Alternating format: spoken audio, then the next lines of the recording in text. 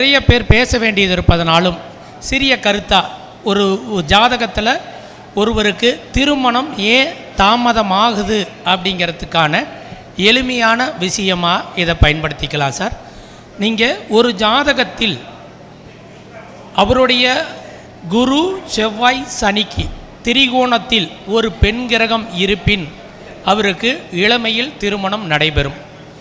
அப்போது அவருக்கு குருவுக்கு செவ்வாய்க்கு சனிக்கு திரிகோணத்தில் பெண் கிரகம் இல்லை என்றால் அவருக்கு தாமத திருமணம். ஒருவருடைய ஜென்ம நட்சத்திராதிபதி வக்ரகிரக சாரம் ஏறி அவருடைய 7ஆம் அதிபதியும் வக்ரகிரக சாரத்தில் இருந்தால் அவருக்கு 30 வயதிற்கு மேல் திருமணம். ஒருவருடைய 7ஆம் அதிபதி நீச்சகிரக சாரமோ வக்ரகிரக சாரமோ இருந்தால் அவருக்கு தாமத திருமணம்.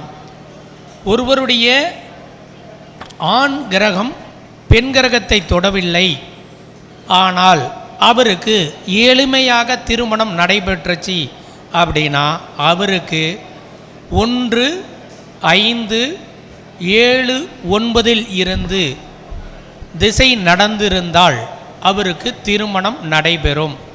ஒருவருடைய 1, 5, 7, 9 ஒரு கிரகம் திசை நடத்தி இருந்தால் அவருக்கு காலத்தில் திருமணம் நடைபெறும்.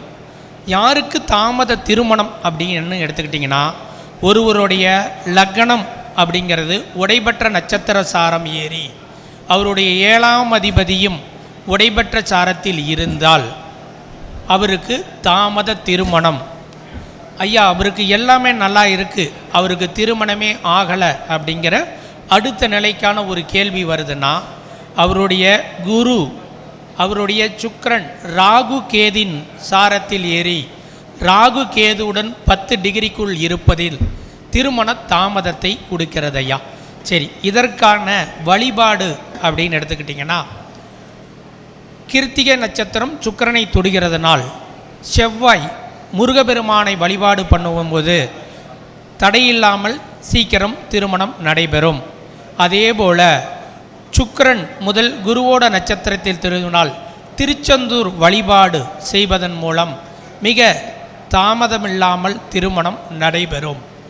இதற்கு எல்லாத்திற்கும் முதன்மையான விஷயம் அப்படிங்கிறது உங்களுடைய குலதெய்வ வழிபாடு எந்த அளவிற்கு சிறப்பாக இருக்கோ அந்த அளவிற்கு தான் நமக்கு இந்த மற்ற தெய்வங்கள் நமக்கு உறுதுணையாக இருந்து நம்மளுடைய ஆசி வழங்கக்கூடிய வல்லமை உண்டு.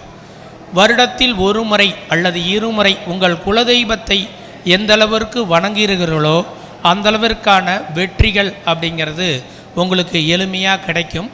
ஜோதிடத்தில் எண்ணற்ற தகவல்கள் பொதிஞ்சிருக்கு சார். ஒவ்வொன்றையும் நாம் மனதார தேடி பிடிக்கும் பொழுது தான் கிடைக்கும். ஒரு புத்தகத்தில் ஒரு விஷயத்தை படிச்சிட்டோம் அப்படின்னா அந்த விதியை நாம் ஒரு ஜாதகத்தில் எந்த அளவுக்கு ஒப்பிட்டு பார்க்குறோமோ அந்த அளவிற்கு தான் பலன் சொல்ல முடியும். நம்ம ஒரே ஒரு விதியை மட்டும் தெளிவாக வைத்திருந்தாலே பலன் சொல்லலாம். அதற்கு நம்மளுடைய ஆய்வு அப்படிங்கிறது முக்கியம்.